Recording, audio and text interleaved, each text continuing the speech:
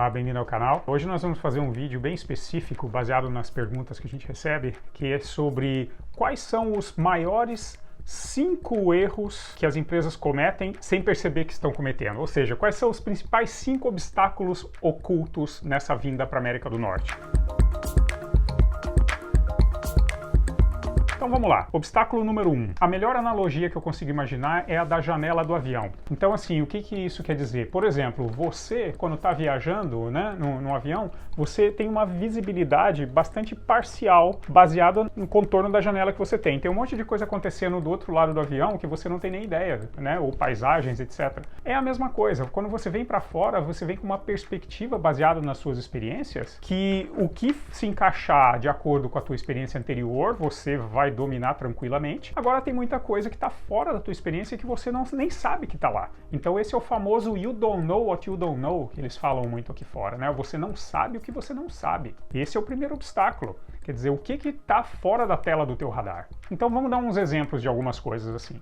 Por exemplo, questão de negociação. Às vezes você procede com cautela demais, o pessoal do outro lado está achando que é uma hesitação. Às vezes você procede agressivamente demais, fala, uou, nem te conheço direito, você já está vindo com proposta comercial. Essas nuances são difíceis de você ter num processo inicial. E não adianta ter viajado um monte, etc., porque muito dessas coisas precisa ter uma raiz local um pouco. Porque às vezes você viaja, mas quando você viaja muito, você conhece muito hotel, muito aeroporto, muito centro de conferência, visita fábricas, empresas, mas o desenvolvimento dos relacionamentos aprofundados, entendendo nuance, isso precisa de tempo. Então, às vezes, ter se viajado e já se fazer negócio com alguém de fora, pode ou não. Você pode ter uma janelinha do avião um pouquinho maior, ou você está olhando por 2 janelas, mas ainda tem um monte de coisa do outro lado que você não estava enxergando. E isso permeia coisas simples, como o relacionamento com o cliente, como o relacionamento com o teu staff, com as tuas pessoas que trabalham para você, coisas do cotidiano, questões estratégicas. Então, é uma coisa que realmente permeia muita parte da tua operação, né, potencialmente. Segundo,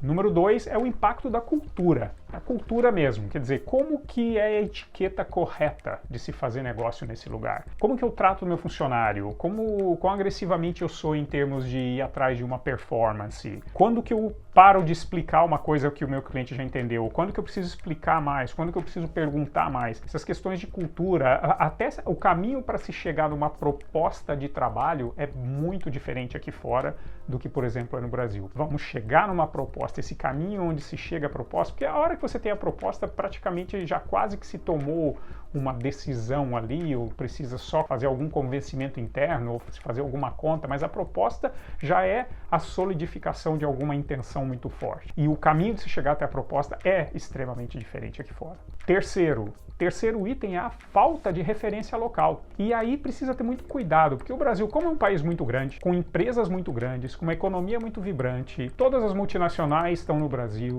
as empresas brasileiras são grandes, às vezes maiores do que as empresas que você vai encontrar aqui fora, então a gente tende a ter a impressão equivocada de que essa experiência que eu já tenho fornecendo um mercado sofisticado, grande desse, essa experiência vai se traduzir aqui para fora. E aí tem um problema, né? Assim, essa falta de referência local, as pessoas não conhecem, né? É a questão da confiança. Por mais que você tenha lá no seu website os seus materiais que atende, por exemplo, o Walmart do Brasil é meu cliente. O que o cara do lado de cá vai pensar é o seguinte, é que o Walmart deve ter precisado de alguma coisa específica local, por isso que pegou essa tua empresa. Agora você é fornecedor do Walmart global, então assim, esse tipo de coisa vai ser pensado e muitas vezes pode até não ser levantado com vocês direto. E nem se fala sobre as referências locais brasileiras, né? Tipo, as melhores universidades brasileiras, as maiores empresas no Brasil, pode ser uma operação enorme, mais sofisticada do que a operação aqui fora. O produto é mais espetacular, o que o cara aqui fora usa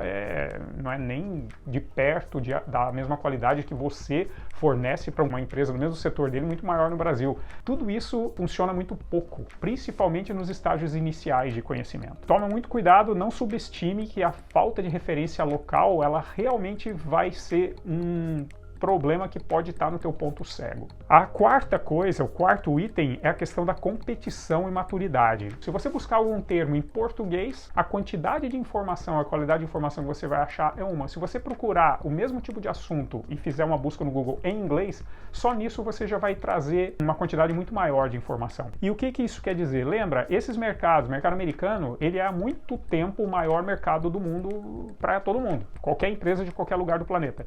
Então, muito provavelmente, todo mundo que tem qualquer coisa com uma qualidade razoável já está tentando, já tentou, já vendeu nos Estados Unidos. Então o que acontece é o seguinte, é uma competição forte, não só local como global, todo mundo também vindo para a América do Norte, para os Estados Unidos, para a Europa, ou seja, qualquer coisa que você está tentando oferecer como uma multinacional, como uma empresa está vendendo em inglês, não interessa se o que você vende é produzido local ou não, se é uma software as a service, que pode ser só baixado na nuvem, ou se precisa ter uma implementação mais presencial, quer dizer, não interessa.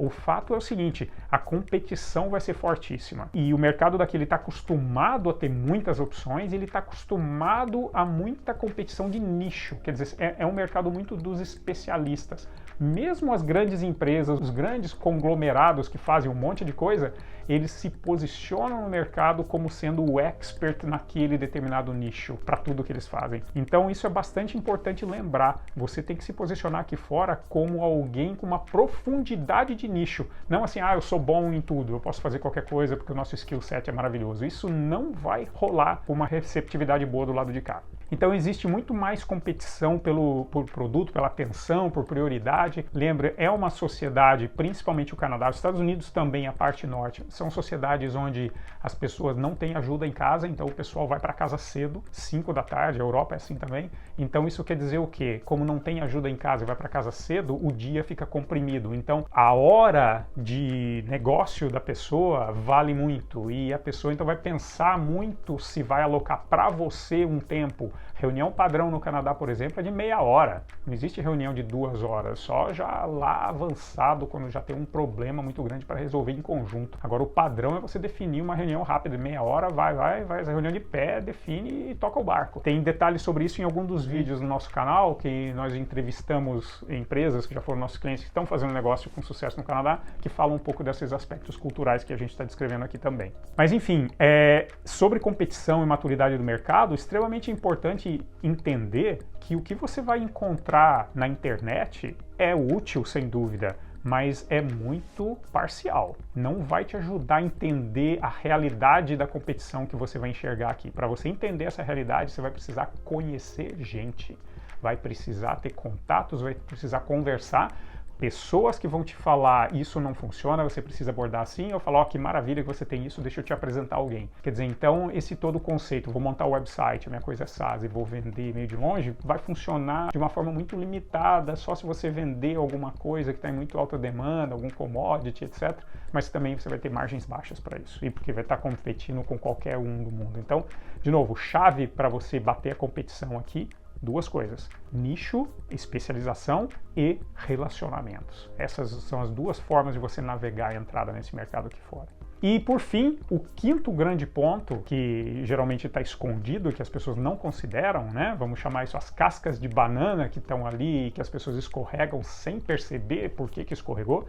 A quinta são as distrações, porque necessita uma adaptação. As pessoas tendem a subestimar a energia e a dificuldade que é você começar a fazer negócio ou até mudar como pessoa física para um lugar novo.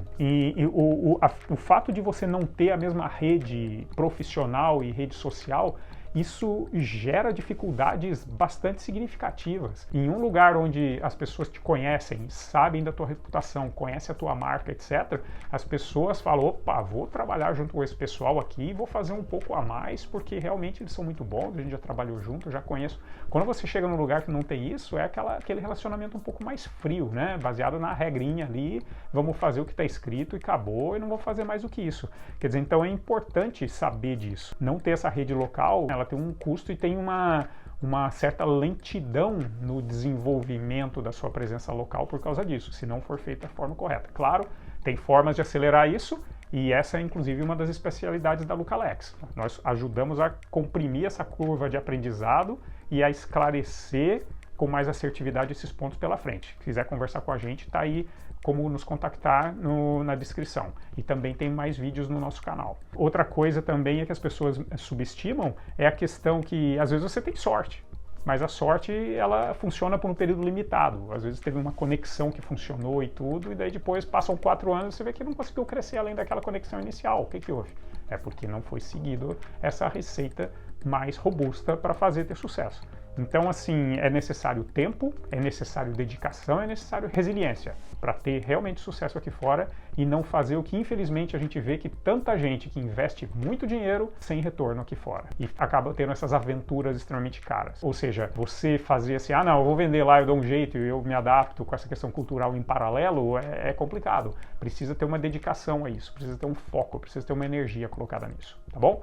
E estamos aqui para ajudar. Espero que o vídeo tenha sido útil aí para vocês identificarem essas coisas que estavam fora do radar, agora já está dentro do radar. Vocês sabem o que precisam olhar, tá bom? Grande abraço.